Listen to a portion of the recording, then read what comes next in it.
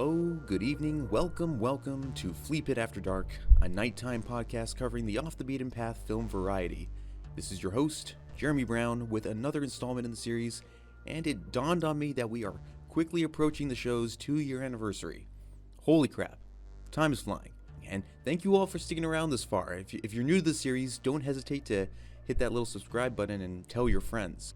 Today, we're taking another gallop at the revisionist western, this time carrying a bit of a household name from director-actor Clint Eastwood. And joining me for a third time, the man who picked this particular film, is No Pixel Guy, Headshot LLC alumni, Sunday School with Zombie co-host, and head of LSBN, BloomOnline. He was out for revenge, and they were out for his blood. And when you're an outlaw, there's no turning back. You're all alone now, Wales. Not quite alone.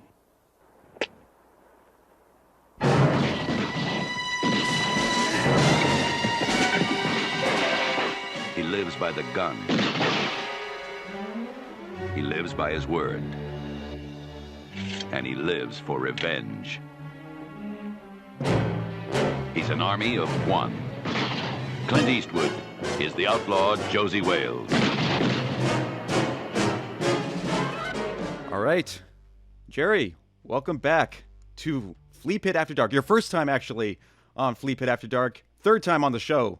I think I had to kind of close this and seal the deal and make it like actually legit that you were on Fleapit and not just an audio retrospective. But how are you doing, man? Really, really good to have you back. Not bad. Thank you for having me. I've enjoyed every appearance on formerly the audio retrospective, now known as Fleapit, which is a fucking badass name, by the way. Well, thank you for having me. Yeah, I've kind of come to discover more and more with the podcast that I'm trying to. So a flea pit is basically an abandoned cinema house theater, just kind of left to ruin. Mm-hmm. And I kind of want to capture, especially with the music choices I have playing in the background, to kind of emulate sort of the sounds and the things you would hear and listen to, like if you were just wandering a place like that alone. Would it be haunting? Would it be cerebral? Would it be kind of beautiful in a way? I'm trying to gel all those different kinds of notions. So it's kind of I take it a little bit more seriously artistically with each episode. So it's like I put in a lot of effort.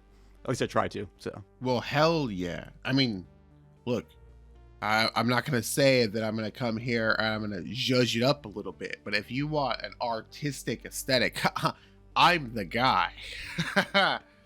Of course. That's a meme. I look like a homeless man. I don't have an artistic aesthetic. No, you bring lots of joy to the podcast. That's all that matters. Thank you. We're taking a little bit of a detour back into I guess revisionist Western territory. You picked out the film again, a little film by Clint Eastwood and starring Clint Eastwood, The Outlaw Josey Wales. Yes. Had not seen this movie before. And in fact, I'm not as well read on a lot of Clint Eastwood movies, apart from the classics. I've seen the Dollars trilogy, I've seen Unforgiven, I've seen Dirty Harry, I've seen some of his more recent output, except for what was it recently? Cry Macho was his most recent film.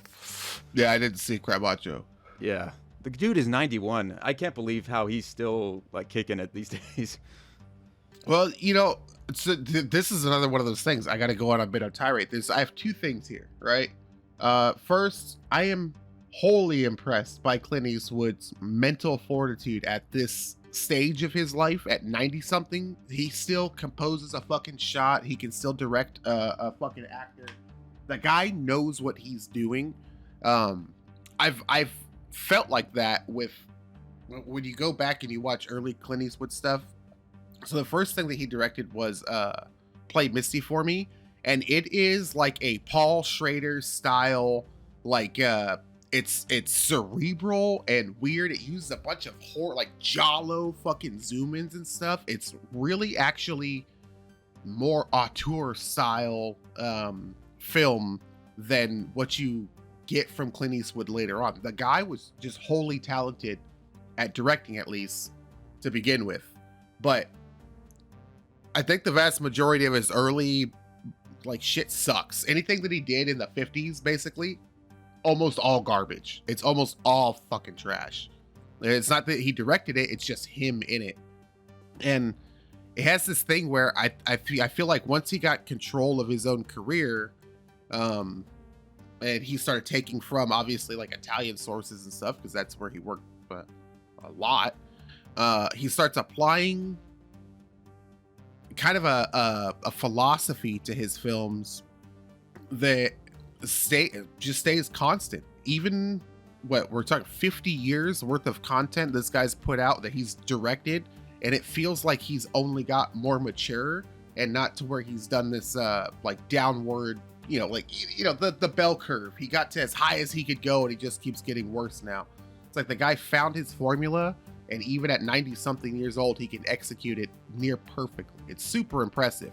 The second thing I want to note is that very obviously what we heard about the tobacco industry is a lie. Cigarettes don't kill you. Clint Eastwood smoked thousands of filterless cowboy cigarettes in just 5 movies. If you just cut the Dollars trilogy, fucking Pale Rider, and then the Outlaw Josey Wales, we're probably talking about 7,000 cowboy cigarettes. Dude's lungs are fine, 90 years old. I'm going back to cigarettes. Oh God, you've almost convinced me too. We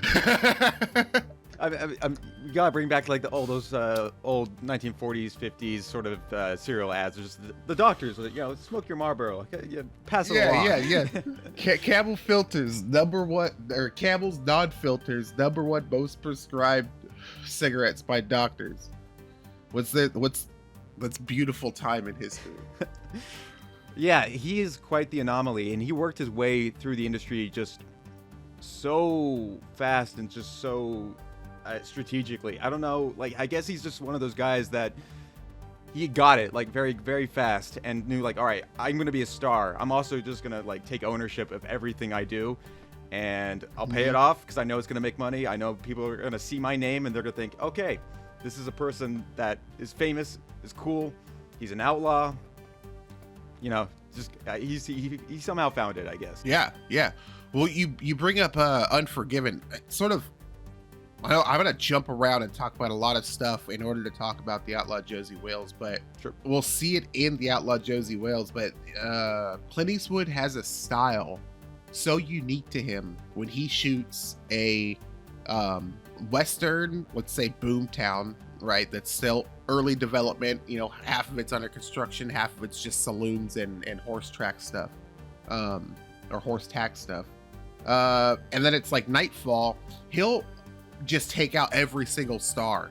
He'll make this negative void out into the wilderness where it's daytime. You'll see the big mountains or the forest or whatever.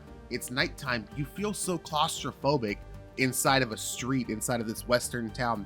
No stars, no horizon, just this downpour of rain that's like torrential. Any rain in a Clint Eastwood film is more rain than you've ever seen in your life. And I'm from California, so it's even more. And it's like, he has such a beautiful, unique style that we're talking about a movie that comes out in the mid 70s at sort of the height of the gritty Western period. And he makes the most gritty of those films at that time, just by putting you in these immersive scenarios with his lens. Before you talk about any of the actors or anything, the way the guy shoots stuff, especially in the Outlaw Josey Wales, it's so ridiculously immersive and just takes you there. It's beautiful. Yeah, both in the time period and the style. Like, again, as brought up, like the revisionist era of Westerns and where they were going. Even like I covered Ravenous earlier on the series with Sean Zubox, and that's in its own case is like its own revisionist kind of Western too. But I find that I'm definitely more drawn to like, okay, take this setting. Hell, even like I know you've been playing it recently too, and I was playing a lot of it this year. Red Dead 2, like I'm so taken aback by the more just all of the different kinds of scenarios that could come in like this very Western setting, like the end of an era, the end of a Civil War sort of era. And watching this for the first time, it definitely captured all of those emotions I felt playing those games and seeing all those kinds of movies. And I mean, I think there's just I'm glad that like someone like Clint Eastwood is at the helm of that. And we can get more into the plot and everything, but just the gunslinging, the gun toting, all the action. It's just it's so different than just, I don't know, some cowboy singing a song. Well, when we think about Westerns, I don't think people really totally understand like the two sort of genres in Western, right? There's John Wayne frontier stuff, right? If you've ever seen the movie Chisholm, it's very riding high in the saddle, big white hats, massive belt buckles. Most people are clean. The good guy, he's a little rough around the edges, but he's otherwise a good guy. And then there's, you could say the Dollars trilogy, or you could even say Unforgiven. Basically, the last thing that happens in there is Clint Eastwood yells, my name is whatever his name is, and I've killed women and children. And then he just starts shooting people all over the place, right? Or you watch the Dollars trilogy, and this is something actually I would say I feel like Clint Eastwood misses, but it might be an American thing, is you watch a Dollar trilogy and everybody's disgusting. You feel like you could smell every character in every one of those films. They look like they stink, they're sweaty, they're charred and fucked up from the sun and from the dust. You get to Clint Eastwood's directed films that take place in the West, and it's a lot cleaner, right? It's more akin to that kind of frontier-y aesthetic, while being rooted in the very gritty, I guess we'll just say later spaghetti Western era, where shit just goes bad. Like what's the El Mercenaria? Shit just goes bad. People gotta die, and not everybody's a good guy. I don't think people notice that those are the two genres in Westerns, because now, rather than using those genres, Westerns are action films, right? You got to blow up the stagecoach and make it flip forward all cool like or whatever. And there's not this like focus on one of those two things. I feel like Clint Eastwood, with things like the Outlaw Josey Wales, or you could say even High Plains Drifter a little bit before that, he's more daring to, he plays a Confederate soldier in I think both of those films, right? Like you're not going to get that nowadays. The good guy is not going to be the pro-slavery, anti-black dude that hates the Union, that goes out on a killing spree against what is effectively America, right? That's not the good guy in a film in 2021. But the gritty, that gritty genre of Western allows for 1970s, 1960s Clint Eastwood to just say, like, I'm going to take this most fucked up character. He's going to do shitty things, but everybody else is going to be worse morally than this dude. It's such a contrast between what we get up to now. Yeah, and I don't know how close to the actual book that it's based on it is adaptation-wise, but like, I mean, covering from earlier what you said just about like the grittiness and the dirtiness of it, that really sheds in the lighting of it too, which mostly looked natural. Everybody's kind of overcast and shadow in a lot of shots, which in many ways would be distracting, but I think here it kind of lends an aura to the mood and the tension between characters. Anytime Josey Wales enters a room, it's like everybody gets cast in shadow all of a sudden, because you can't really point out who's who, and that nowadays that's like a tough gamble, because you want to give as much exposure to great actors like John Vernon, for instance, or somebody, but here it's like they're a little bit more loose, and it kind of goes. We'll get into the story, and I keep prolonging this, but there was a little bit of a hiccup between Phil Kaufman, who wrote the screenplay to this, and Clint Eastwood, and to the point that he had him booted off just for creative differences, and that hadn't really been done before, and that kind of like changed the industry standards for a little while, where an actor is like kicking the director's ass and telling you like, no, we're taking over production. You don't seem to have the right vision. It's a really weird backstory, but yeah, if you know more about that, I'd certainly like to hear. But I don't know more about it. I'd always heard about it though, effectively just that like I get what's going on there, like the team realizing that the director's not making like the best choice, but it's always been contextualized as, remember that one time Clint Eastwood just kicked the director off set? Like there's more to it, obviously. Sure. That's a professional decision, especially at that level of a dude's career. You are making a very serious decision to even attempt to have that happen. But it's like, of all people, you feel like Paul Kaufman, not going to get this wrong.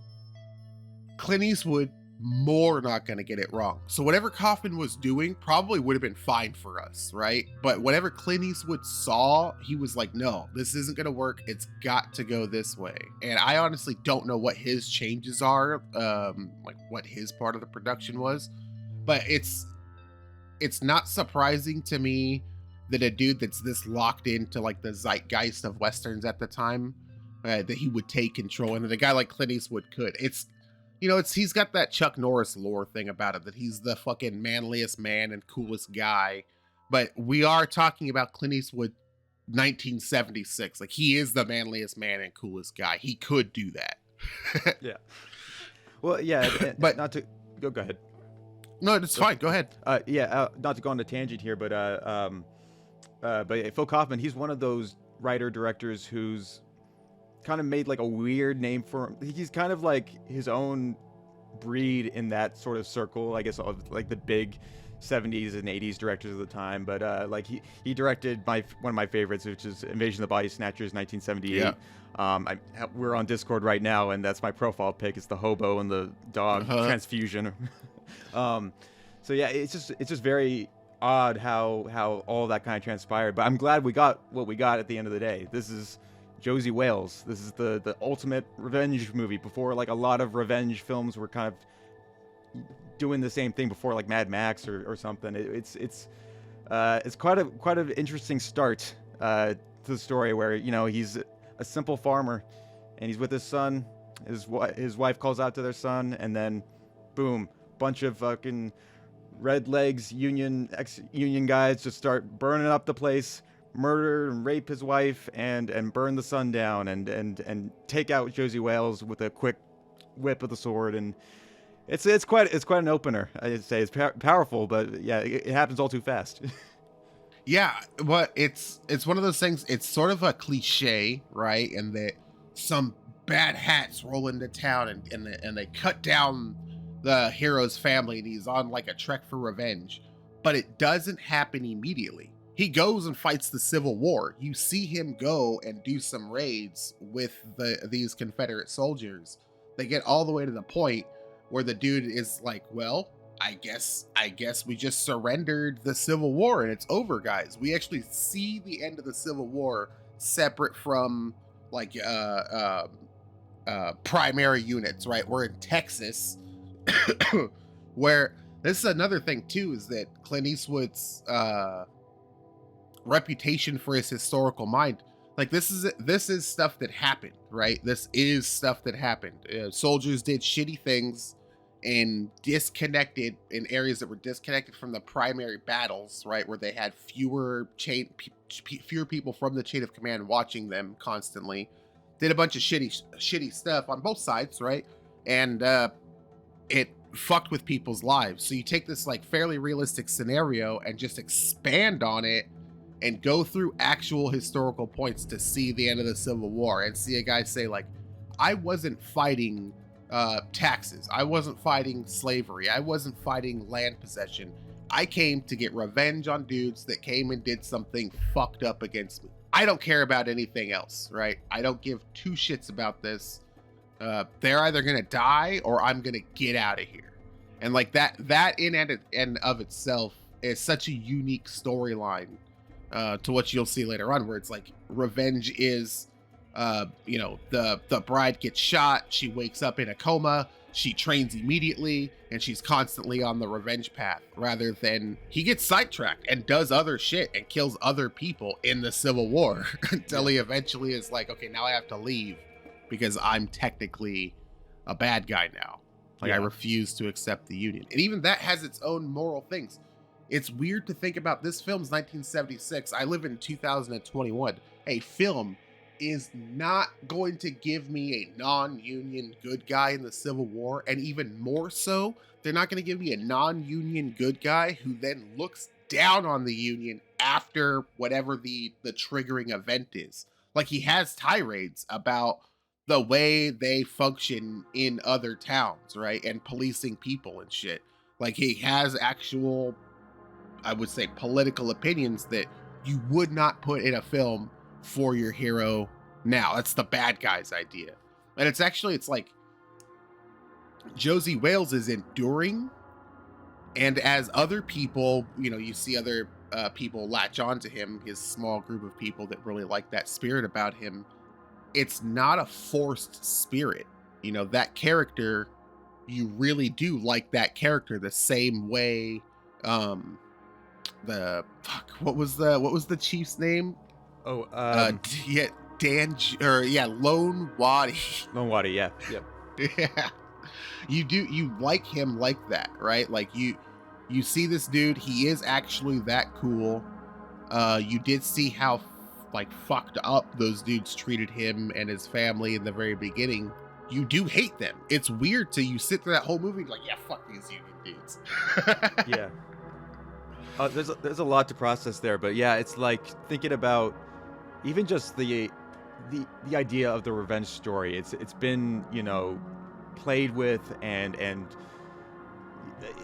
there's so many angles you can kind of take with that. Here it seems like it's very much pro.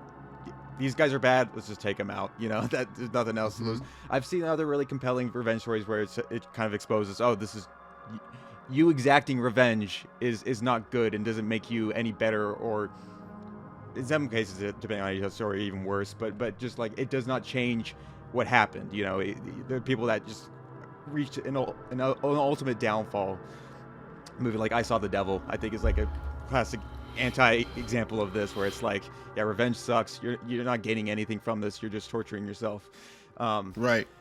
But here, it's interesting because you brought up just like the whole Civil War background. Like, yeah, to take a story where it's an outlaw who, I guess maybe this really channels into Clint Eastwood's politics a little bit, but like he's just very anti-war. Right. He just wants to kind of like live by his own way, his own property, his own family, and not really be bothered. And when he's broken and he's got nothing else to return to, yeah, of course he's not going to surrender. He's going to keep fighting to save his life. And in that kind of builds small friendships and a community, which is like the irony of it all, is like he's not actually doing all these really outlawish things apart from just killing a bunch of people who are rapists, pillagers, bandits, and at the same time doing a good service to women and the native Indians of the land. It's like it's interesting how it kind of takes that direction. Yeah, and well, I guess as a testament to like what you're saying there about Clint Eastwood himself being a very anti-war guy, the story is a guy so negatively impacted by war, he loses himself, right? He was a farmer. He was a family guy. He just was an agrarian. I live in the woods. I mind my own business dude. And because of the nature of war, he was driven to do something outside of his regular character. But beyond that, because of the nature of war, some people were able to act within their character that led to him have that happen, right? So it's this whole commentary on the idea that if you just take out war, these redlegs probably would never have the motivation to do this much pillaging and raping and killing, while at the same time, that intersection between, or that meeting between them would also be erased, so that Josey Wales himself could just be a normal guy. It's actually like, it's sort of the same thing that you get in, let's say, Full Metal Jacket, where if you just take out war, right, Joker ends up probably just being a regular journalist and a funny guy that hangs out with his friend. You add in war and you get a fucking child killer. you know what I mean? You get an actual, he's willing to gun down like a 15-year-old Vietnamese girl laying down on the ground, like gasping for air. You know what I mean? Like, that's the type of person that you get from war. All these negative things that happen that eventually change them from something. It is another one of those things where we're talking 1976 Western films. The amount of social commentary that's usually in these films is like, hey, wasn't it weird that dudes just like raped women constantly? Isn't racism bad? That's like the whole of it, right? This dude's doing an extended commentary on war, on sort of like the context of combat, where we understand the Confederacy to be the quote-unquote bad guys, but in the context of the period, the bad guy is the guy that's doing the worst things to the nicest people, regardless of where they live on an imaginary borderline, right? This is a big brain movie, but it's a fucking Western. It's so hard to like, that's kind of why I picked it, is that there's so much to unpack in a film that is effectively just a revenge film about revolvers, you know? Like that's the way you would summarize this to somebody. It's the guy's family gets killed, so he goes and gets those people. But it is a layered and well constructed narrative on a number of different things. Brilliant film.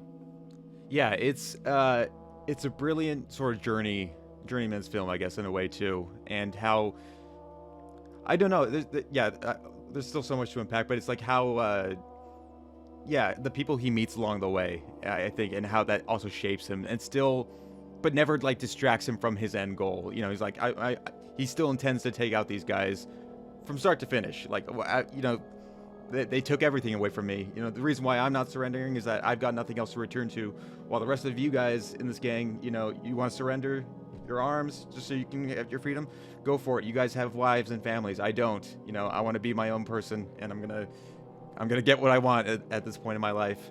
And I really do like that the first person technically he sticks around with the kid who comes back with him, and they also run into that what's the not tonic, the snake oil salesman. Snake oil salesman. Yeah. Who sees him again later. And what this transpires, and I wasn't picking up on this until it happened after the fifth time. I'm like, oh god, Josey Wales is a spitter. He's just gonna keep spitting left and right throughout this movie.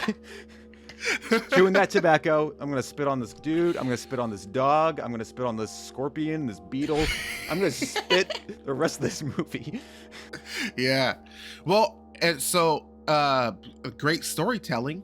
That whole film, right? Josey Wales spits constantly. Spits, like you said, in a saloon, on a dog, all over the place. Gets into that small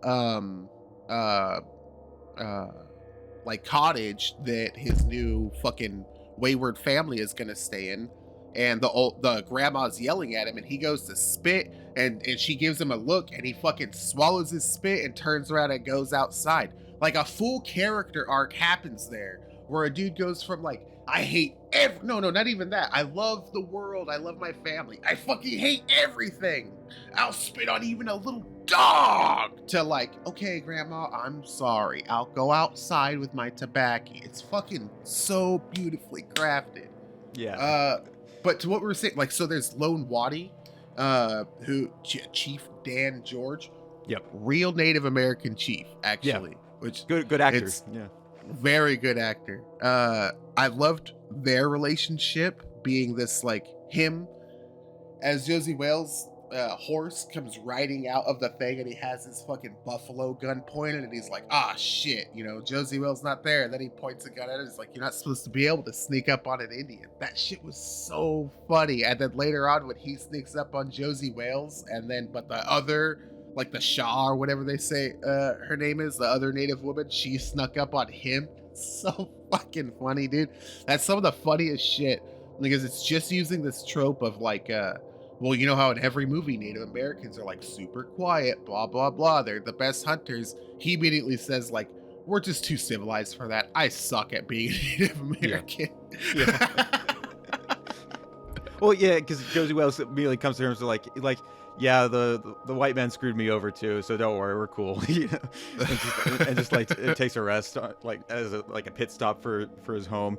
But I even like how, I mean, in their first exchange when he's pointing the gun at him, and then he holds on Wadey for a little while as he's like giving his like brief monologue, and then like Josey Wales has already like left the scene. It's kind of like the Batman effect where he just suddenly disappears, and then they bring that back though, like near the end, not to jump ahead, but like the point where Josey was going to part with the rest of the group, and they have like one last exchange, and then then Wadey just disappears out of the blue when he thinks he's still talking to him. I thought those little touches, those little details are so it speaks to their characters and to how they both really kind of understand each other from the get-go, and don't have to be so well spoken with one another to just have a bond and an understanding. Well, and that's something about the Outlaw Josey Wales that I found interesting in comparison to, I was playing a lot of Red Dead over the last like month, so I do this thing where I'm playing a game and I'm also watching a thing within the same genre. So I was just pounding through as much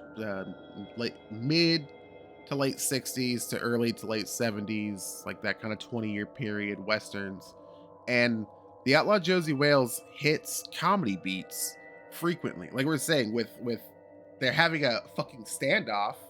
The Lone Wady's like he's giving a monologue, and then Josey Wales just walks off. He's like, fuck this, I gotta go loot this building right here. That's a comedy beat. Like, that's an actually funny comedy beat. In the nighttime, whenever Josey Wales gets up and the old man and the girl are like about to fuck, or they're like mid fucking, that's another comedy beat. It's only there so you'll go and the next scene a bunch of dudes get fucking shot with a Gatling gun or whatever. Like it's a funny juxtaposition, both literally, and figure to like the it's an interesting juxtaposition between a gritty Western and also a sort of Western comedy, right?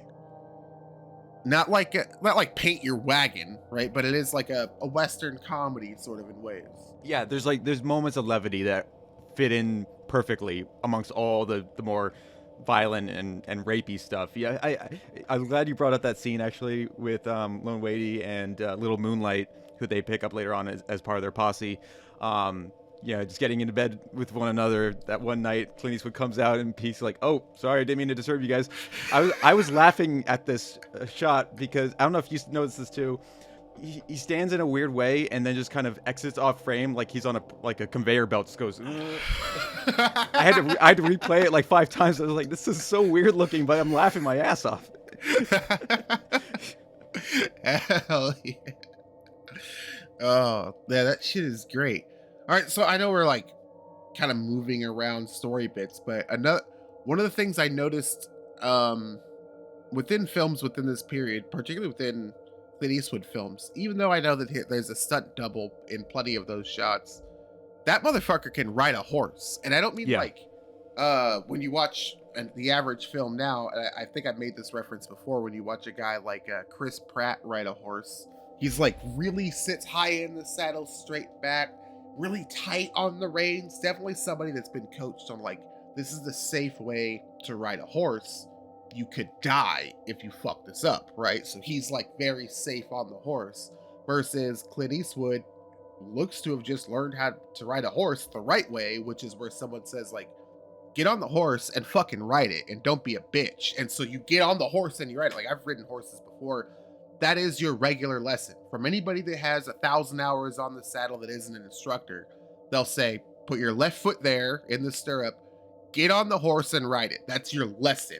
And you can tell Clint Eastwood has time in the saddle. He grips the reins the appropriate way, sometimes taking them both and making the loop right here, so he can ride single-handed and have like a lot of like slack left over. It gives you like a lot more control with one hand.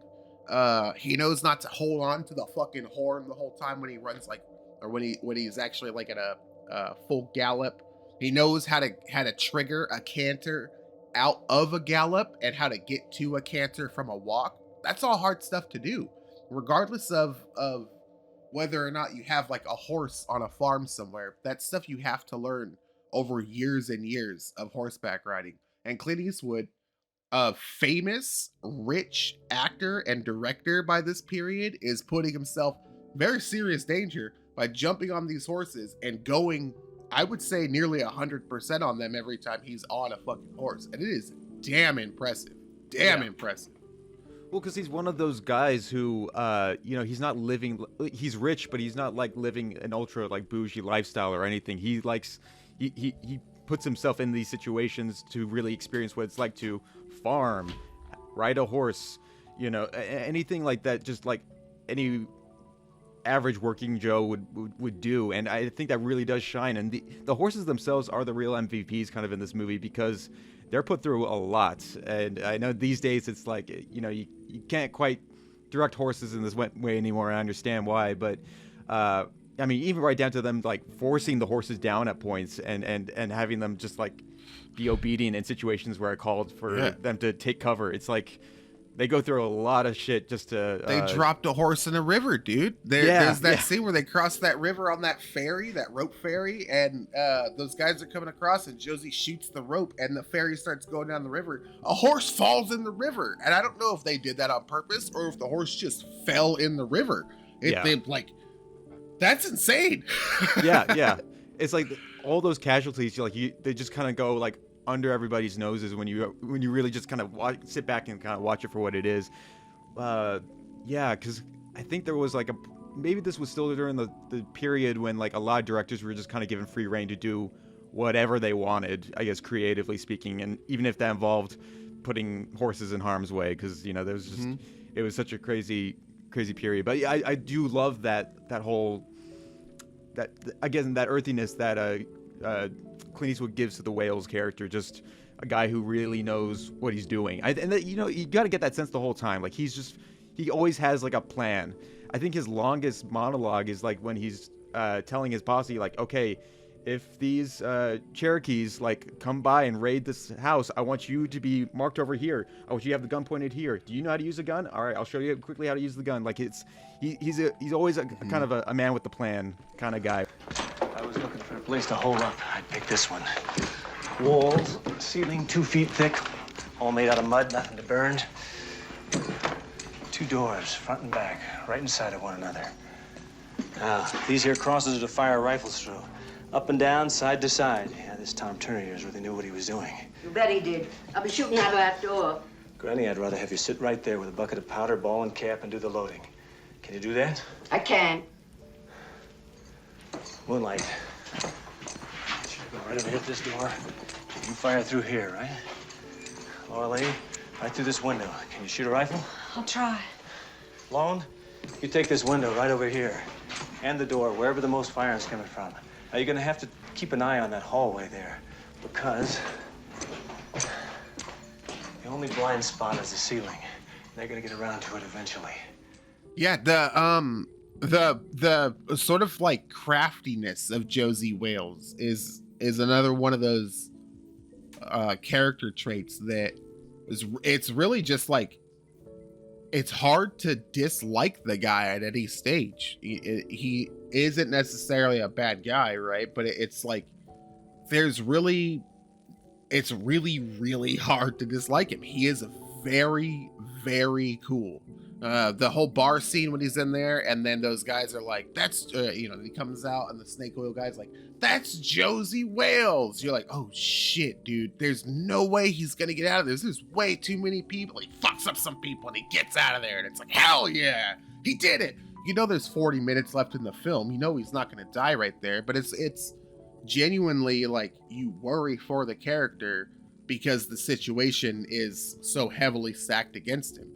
When he has that altercation with those Comancheros and stuff, like there's those moments where this dude's fucked, but he's just like, nah, never mind. No,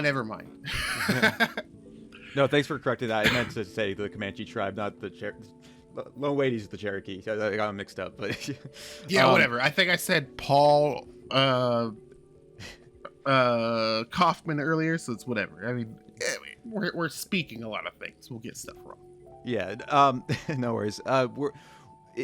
It is interesting. I mean, I guess part of the film's not to his detriment, just that there was never a point where I thought Josey Wales wasn't going to make it out at the end. Like I don't know if this is just Clint Eastwood's direction or if this is how he wanted to gauge the character, but he's able to fire so many rounds and just always get the shot perfect. He's never I never felt like he was in total danger, I guess. He always had people backing him up too. So, but I don't know, but it's not a detriment. I guess that's just something where I was kind of hoping for a little bit more edge to it, like the very opening where he was kind of more vulnerable, but I don't know. Well, I think I guess I see what you're saying. Like it's sort of obvious he has like that plot armor for most of it. it's just the scenarios. I guess it's more like, how is he gonna get out of this one, right? Yeah. And then when you get to the end, especially whenever he leaves what's like a church that they're in, it's like an abandoned church that they're in the woods or whatever, to go meet up with them early, and Wade's like, oh well, he's not coming back, and they're like all upset because they think that he's like gone and gonna die. I kind of figured that shootout would end with him dying and them just living there, but the bad guys also being gone. Like that, it has that thing where it's like, you don't I personally don't totally buy like the permanent plot armor on the character. You know, once you get through a couple of these movies, you kind of see it's not very frequently that Clint Eastwood dies in them, but it's just that it's just done in such a way that it's believable if he does die, right? It's like the odds are stacked against him. It's hard enough for him to get out of the scenario. The odds are stacked against him. I'm actually learning right now, as I'm reading a note, that they scouted some of this here in my county. Okay. They scouted that they were going to film some of it in the same county I live in. Oh, you got to revisit some of those locations. Well, I guess they decided not to film it here. They went to Texas instead, but they went to Utah, Arizona, Wyoming, and literally the next city over. Like, there's my city, the next city over. They just needed a bit of everything, I guess, whatever the weather would allow. Well, I mean, we live in a gold rush area, right? So like, it would have been perfect. I know the exact kind of locations that they would have probably chosen from, and I can see them in my head. Like that, if you saw what's the Clint Eastwood one where he is defending that creek and he plays a pastor? Is that High Plains Drifter? I think that's High Plains Drifter. Probably. I don't think I've seen that one though. No, it's not High Plains Drifter. It's the other one. Shit, what is that movie? Don't worry, I'll edit this part out while we're still figuring it out. Yeah. Make it sound like I remembered exactly it.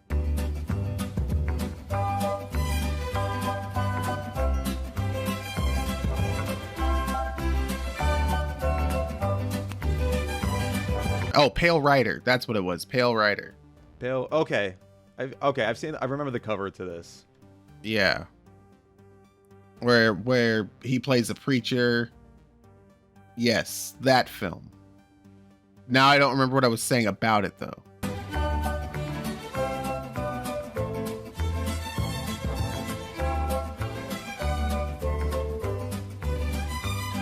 The locations. Oh yeah, in Pale Rider, the locations. They went to like a bunch of gravel and a bunch of hills and stuff. And I could have sworn for a minute it was just a place up the road from here. It looks exactly like it. But that's like another problem that I have with a lot of Westerns is, and it's not even good Westerns. This is particularly like bad Westerns and bad action films. Like if you watch any, let's say B-level Afghanistan, Iraq war movies over the last like 30 years. I don't mean like theatrical movies. I mean like TV, DVD, or like, straight to digital stuff on Netflix. They will be what is very obviously the like Nevada desert, and it'll be like Afghanistan 2004. Like, that is Arizona, motherfucker. That is Arizona. I can see it's Arizona. That is normal Arizona. That is not Afghanistan. But the Outlaw Josey Wales, well, I thought the one town that they were in kind of looked like a film set. Everything there, a lot of things are filmed so tight or so wide, it just feels like they are in the actual real life open country frontier America. Not that on the other side of those mountains there's a fucking, Denver, Colorado, or whatever the fuck is supposed to be there.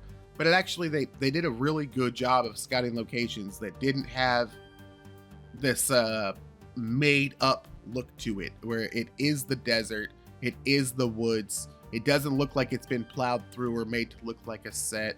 It's another thing that you lose a lot of times in films. That part of why I think The Revenant was good was they scouted a location that was exactly what they wanted, right? Visually, it is the aesthetic. They didn't need to fluff it up a whole bunch. I mean, they did a little bit, but they didn't need to make a bunch of extra stuff. You didn't have to add layers and layers of green screen. We're talking about filming probably 1974, 1975. They're not going to add a green screen sky. They need an open, actual horizon to film this movie, and they get it, and they do a very, very good job. Yeah, and they also knew that they didn't need Josey Wales to get fucked by a CGI bear or anything, so that they were smart on that front. No, but right. Yeah, that's really important though. That you really do feel and see and sense just the stretches of like that part of America. You know, obviously his end goal is to go to Mexico, but you know, you even though like you recognize a lot of those locations and as they're familiar to you for sure, there's still, you know, just that they're able to get that much greenery and that much space, and even just right down to like the dirt and the tumbleweeds and everything. Like it still speaks to that old school kind of Western, but with color and with richness and something that really does kind of take you back. And yeah, I mean, all the green screen stuff now just kind of takes you out of it. I don't know. It's really, really good to see. And it even we were talking about the horses quite a bit too. When they're riding, like you get to really, you feel the distance that they go as well. Just like it's all in real time. The camera would go wide in many points, even right down to like the thrilling conclusion when he's chasing down what's his name, Terrell, the Bill McKinney character. It's so good. Yeah. Well, so.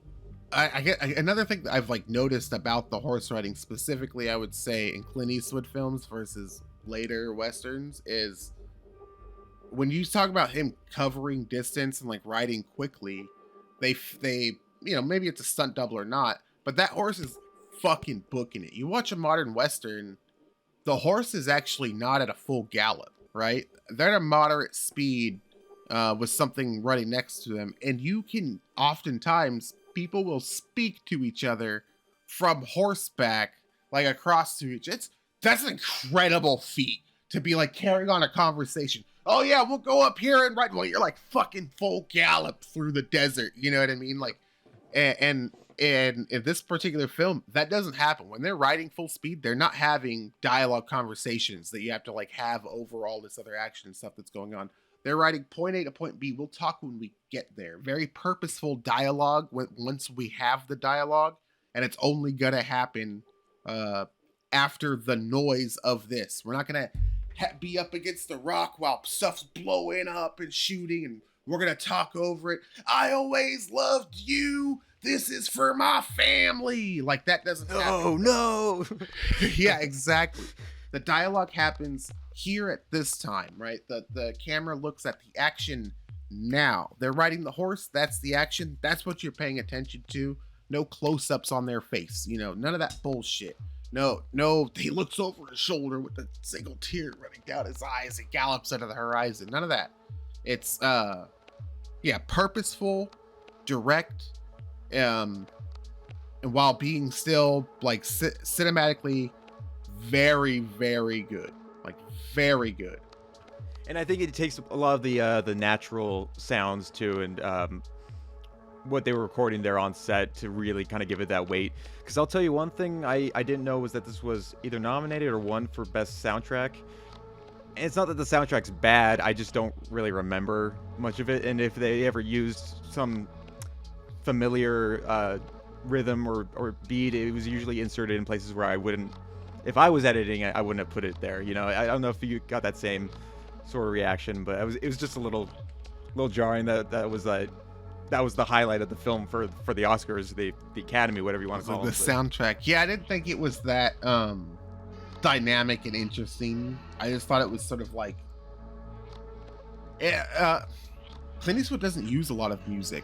Is something that I noticed already, and some of the better, like the Dollars trilogy, it uses music at very specific points, and there's like 13 tracks. They play here in 3 movies, and that's it, right? And or even something like Play Misty for Me, where it kind of makes sense to only play it when it's on the radio. It's like, yeah, because that's how it would be in real life. Exactly. Yeah. And that stuff, you know, another testament to the actual mind of like not just Clint Eastwood, but the people making this particular film, and that they weren't. This doesn't feel like an attempt to get that Academy Award by buying into other things that other films were doing circa 1976. It doesn't feel like they were reading off somebody else's playbook and saying, well, this was successful here. There aren't fucking Sergio Leone fucking super tight pressings on people's eyes, right? There's a bunch of stuff that you're not seeing them do that you probably could do that's perfect, not regular 1970s Western stuff. They have their own formula, their own pace, whether it's Clint Eastwood or Kaufman or the rest of the team coming to some consensus. It definitely, you can take like the Dollars trilogy, the Outlaw Josey Wales, Pale Rider, Unforgiven. You can take those movies and put them in a bubble by themselves, watch them together, and you feel like you're watching one continuous like series of events, right? It like all 5 of those movies or 6 of those movies feel like they fit inside of a single universe. Other Westerns could exist inside that universe, where a lot of the times, because films and writers try to adapt other people's stuff and find what works for other things can feel disconnected from even themselves, right? They'll have an element from other films that just don't fit. This film just doesn't have that. It is a well-constructed puzzle of cinematography, dialogue, and character development. Yeah, it does it all right. It just at the very best, it does it averagely, if not at a great point where you're not, you notice it, but you don't think too hard about it because it's just very adequate in how it approaches all of those technical details. I did want to bring up, I know I'm kind of veering this into a different direction, but probably my favorite sequence or scene is the scene where Josey Wales is approaching his name is the 10 Bears character played by Will Sampson, who most people know from One Flew Over the Cuckoo's Nest or Poltergeist 2, maybe, I guess. But that whole sequence, I think, speaks the strongest to that character and how he is as an outlaw, in that he comes with a choice. I'm going to either bring violence or I'm going to bring peace. Mm-hmm. And I know that you at the heart of this feel the same way, because you're not being a problem for us in that you need our food, you need our cattle or anything, like you just have a problem with us being here. So let's work this out. I have no beef with you, but if we have to go to war, I'll go to war right here, right now. We'll call it. But it's just that very mature sort of peace pact that they make, I think, was so powerful, and I think speaks to the messages of the whole movie as a whole. Maybe it kind of like conflates a little bit with the final action sequence, but I don't know, for me that resonated the most. I don't know if you had the same reaction, but well, I liked the rather than disarming your main character to have them have a heart to heart with somebody, they take Josey Wales and they make him do this parlay in the most Josey Wales way possible, right? Where he walks up to the biggest, most macho guy he can find in the desert, this native war chief called 10 Bears, who's covered in scars, who very obviously killed 10 bears. That's why he has that fucking name, right? And he goes over and he's like, listen, I'm here to either die or make peace. And again, it's another time where this dude's just fucking cool. But in writing, they don't have him go and do like, there's an old lady and an old man. He just goes and lays out the actual scenario, the situation, the problem they have, the way he perceives it, and is like, let's make a deal. And you have this 10 Bears character who you've only heard of being presumably pretty scary, giving this monologue about honor and respect, and this like parlay. Yeah, it's an impactful parlay. It's not just the moment where a guy makes another ally and it's like, oh, that's how he made friends with the elves of Lanalore or whatever. But it's like you actually see the character, as you've been watching him develop, have this sort of crescendo macho moment where he's like, this whole time I've been trying to stay alive constantly, but I have found a thing that I'm willing to die to protect in this way. Like, it's really very, it's a very impactful and meaningful scene that I think a lot of people just would probably play off as like, that's where he made an ally. Yeah, and it's I think that's the most compelling aspect of his whole journey, is just like those moments where he builds allies, friendships, bonds, and even has moments where he can kind of settle down because he's not used to it. It's very, you can tell like it's a little weird for him. Like he does occasionally smile in this. He's not always constantly doing his like Clint Eastwood stern look like 100% of the time. And in those moments, it's like you think that would make the film suddenly boring or uninteresting, but it actually, because it's such a huge off-kilter switch for the guy, you're just as engaged. You want to see him just enjoy songs and merriment and have casual sex, with Sandra Locke, which I didn't know this, by the way, too. I guess she was in a lot of his productions going forward from this film, but they were an item for many years, and they were contractually tied too. It's not even that this was just a marriage; they were married to Hollywood too. So it was a tough, weird time.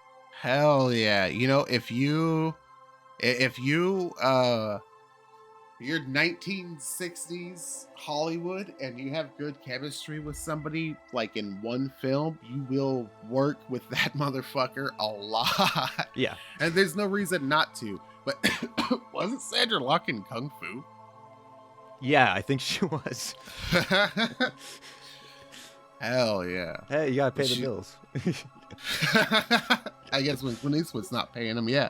That's funny because David Carradine's like Clint Eastwood, like diet Clint Eastwood. None of the actual stuff that you like about Clint Eastwood in there. Yeah. Well, that's the thing though too, is that he does cast a lot of people he's worked with time and time again. I think there's I brought up John Vernon as the Fletcher character, who's like kind of the interesting moral support, but on the other end, who's like, in air quotes, guiding like these redlegs to hunt him down and figure out where he is. But he's like, oh, that old Josey, yeah, you guys gonna have a fun time with him. Good luck. I like that he's sending people to either die or kill a man, and he's like, okay, he's full of all kinds of tricks. A rapscallion. You bested me again. Some of you men get down there, prepare to fire. Captain Redlegs, I advise you to turn back. You can catch him later. Turn back. Are you crazy? He's gonna try to pick us off one by one. He'll never do it. At best, he'll get 2 or 3 up front there. I advise you to turn back, Captain. Yeah, and you see that there was a friendship there over the time that they spent together before he had surrendered. John Vernon, weird tangent, but like, for whatever reason, like I recognized him, like, oh, what have I seen him in? And it's like, he's been in a lot of stuff. He's been in Dirty Harry, I think, as well, and has worked with Clint Eastwood a few times. For whatever reason, my go-to was Ernest Goes to Camp. I don't know why, but I just remember him as the antagonist in that. But I know you guys have go-to. Yeah, I guess so. I know you guys covered some Ernest movies in the past on Civic TV and things like that. And I went, was it like 3 years ago? I think I watched every Ernest film just out of morbid curiosity. Sure. And when you guys covered what, Ernest Plays Basketball or whatever, Slam Dunk Ernest. Yeah, it brought back some memories of like, oh, I can't go through this again. Dude, I can't imagine trying to watch those alone. So I mean, I could make this about the Outlaw Josey Wales too. I hadn't sat down and watched a movie at all in like 6 months, right? These are the first films I'd watched pretty much all year. I've been so busy.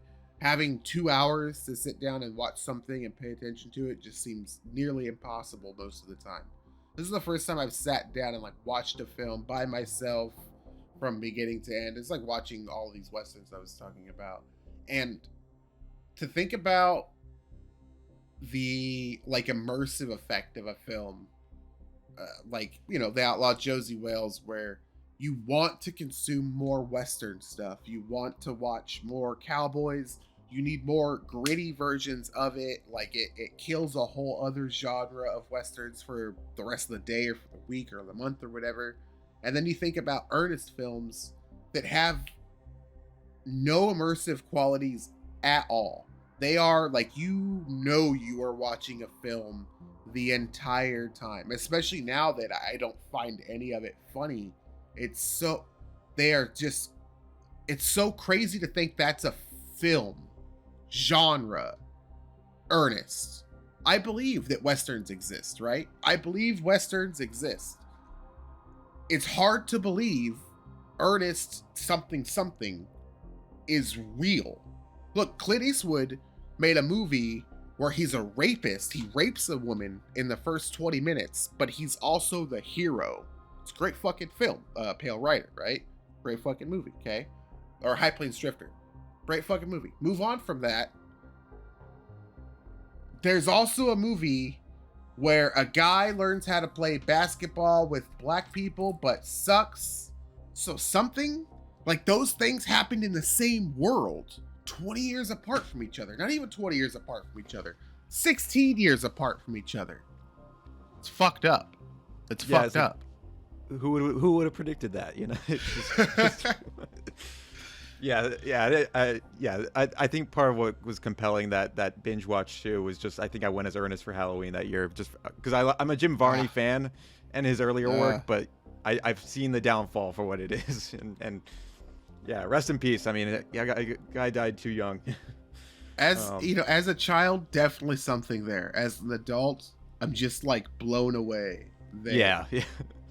That happened. Like, we could have been famous, dude, if we were just our age, 1983, do Jim Varney stuff. We would have been so fucking famous. It was so easy back then. Ernest Goes to Camp. I could write that in my fucking sleep. Easy peasy. Come on. I can't write Tightrope, right? Shout out to you, Clint Eastwood. I could not write Tightrope. Jim Varney, though, I'll write any one of your fucking movies any day, bitch. Yeah, we just bring him back with CGI and just find a new market. Hologram Jim Varney for new Ernest Goes To movie. Yeah. Sorry. Please sign the petition. I'm writing that now. What was I gonna say? Yeah, but so the Fletcher character, I think like his story when they have their final meetup in the bar, and he's like, you know what, I might just stop by and tell old Josey the war's over, and we'll see if we're fully at peace now that I know Josey, the way I expected, would have survived all this, and we can all go back to normal. I thought there was a good close there. I mean, you didn't need an extra scene to tack on to show, he's found his redemption or whatever you want to call it. Just like he's at peace finally. Yeah, I think that's what mattered the most. Yeah, it was a very mature way to wrap that up. I guess the easy way out of a film like this is a shootout at high noon, right? A quick draw shootout at high noon in the center of the thing. A very mature way to look at this story is to look at what Fletcher's original motivation was, how far away from accomplishing that goal he got, right? His original motivation was have the killing and war stop. Have his men out of the war.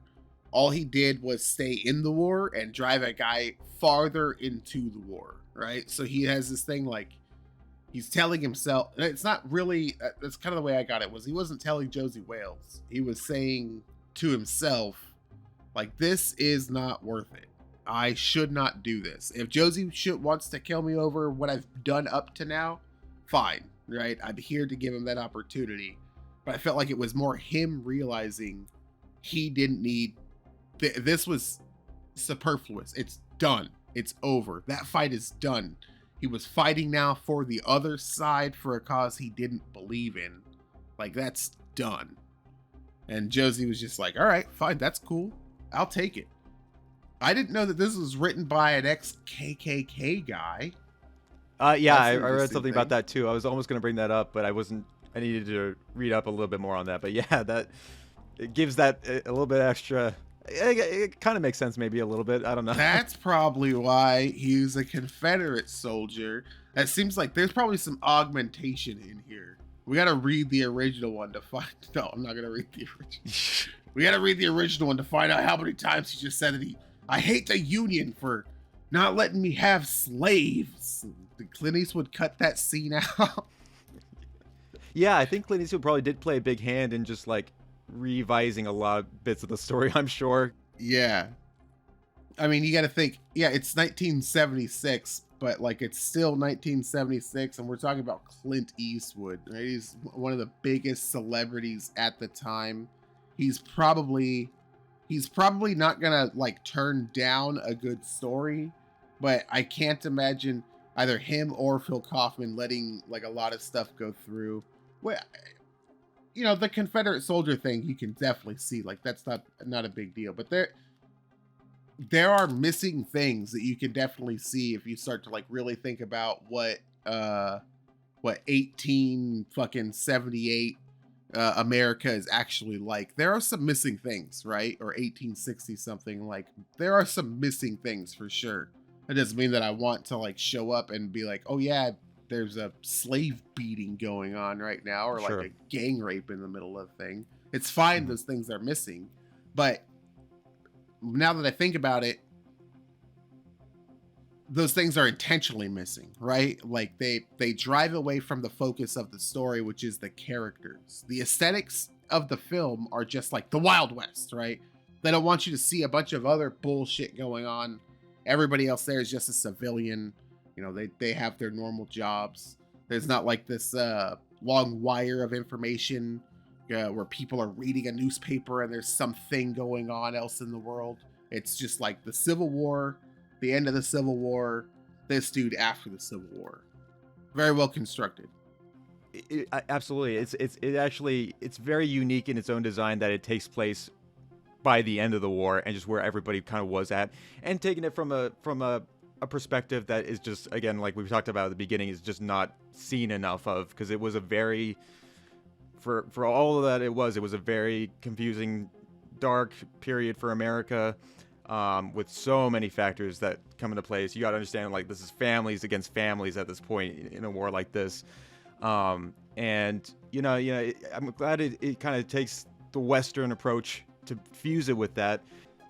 Again, like what you talked about at the beginning, the revisionist Western just lends itself so much to this time period and where people's heads were at, especially the outlaws and the anomalies that kind of came out from both the Union and the Confederacy. It's very, you just don't see it enough. It's really cool. Yeah, well, I mean, we're not gonna have the same like exploration of a character that was like I don't know, worked at Auschwitz, and then World War II ended, and then he was supposed to go to Nuremberg to get hung, but he was like, no, fuck that, I'm out of here. Like the same story, but in World War II context, probably isn't gonna work. Yeah. little tough sell. like the end of Unforgiven, he shows up inside and he's like, my name is Goebbels. I have killed millions and millions of innocent people. And it's not going to be a very cool scene like the end of Unforgiven. Yeah. Or if he just starts like reciting like the title itself, like I am the Unforgiven or something, it's like, come on. And that's I know we're kind of probably coming to a nice close here with the film, but like even the dialogue, I like that there's just little perks that Clint Eastwood gives this character. Again, we talked about the spitting, but also like, he often says like, I reckon so at the end of every sort of exchange, because he just says, he kind of just goes with the flow. And I can pinpoint this Clint Eastwood character apart from other ones he's played in the past. They all have some sort of similarity to some extent, but here he's like, this is a guy who's, again, at the end of the day, lost it all, wants to regain a little bit, and just kind of live his life the way he sees fit. Mm-hmm. And it's, I don't know, all the perks, all the little tweaks he gives it, I think are very unique. And I didn't know that Michael Parks played him in the sequel. There was a return of Josie Wales, which I haven't seen, but... What? I did not know that. This was in 1986. That's interesting. Well, yeah, no, like you said, kind of reach a good endpoint on here. I would say, like, it is unique to other Clint Eastwood westerns.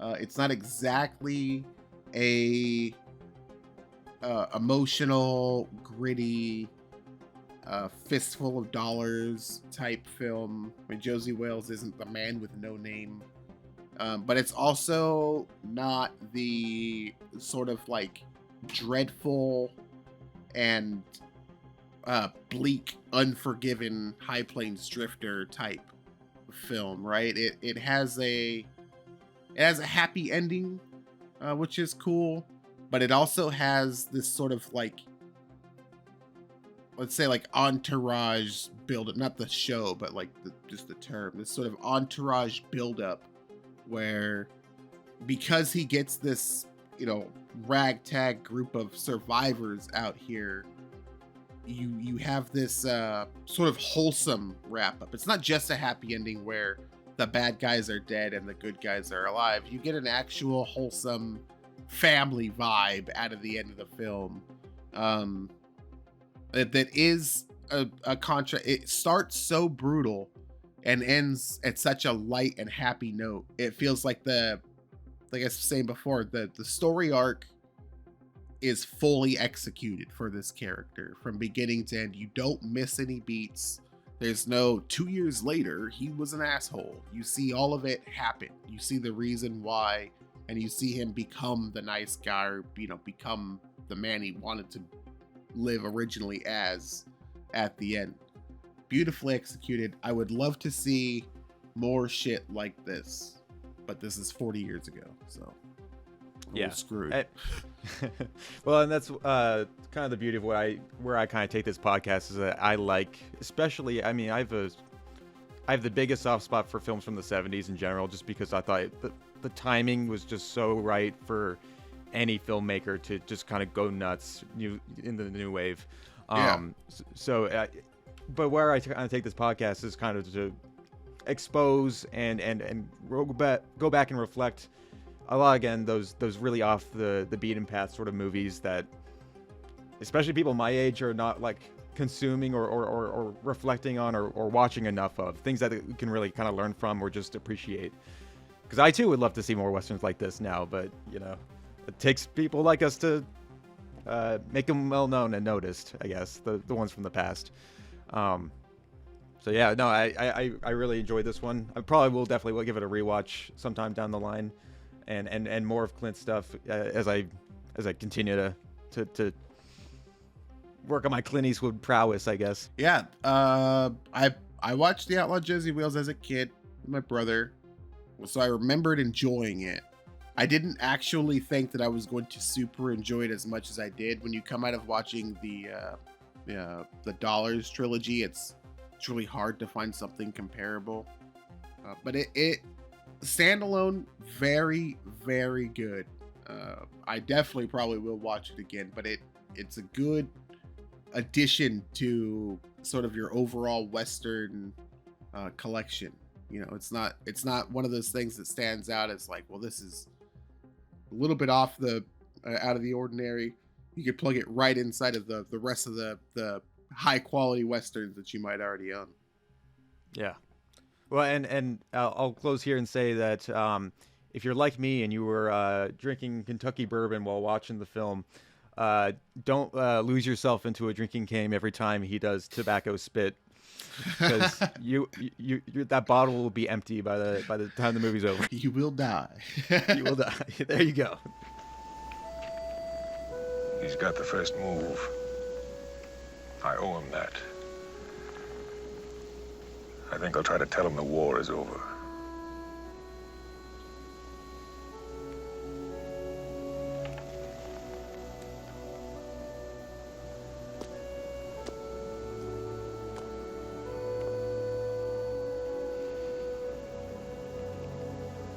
What do you say, Mr. Wilson?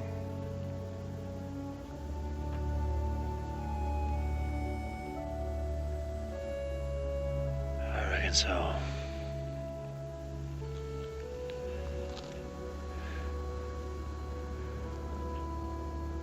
I guess we all died a little in that damn war. I know it's been a little while since we've done one of these, but is there anything new or anything out there that you got going on that you would like to plug for the public listening? Yeah, because you're a hardworking guy, I know for sure. You guys can find me on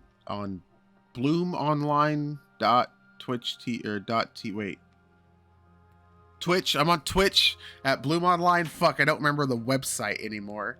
Yeah, I'm on Twitch. I'll link it there in the description. You can find me on Twitter at I'm BloomOnline. I'm also on Instagram, where I'm BloomOnline. That's it. I'm BloomOnline. That's me. As you can find, I do stuff everywhere.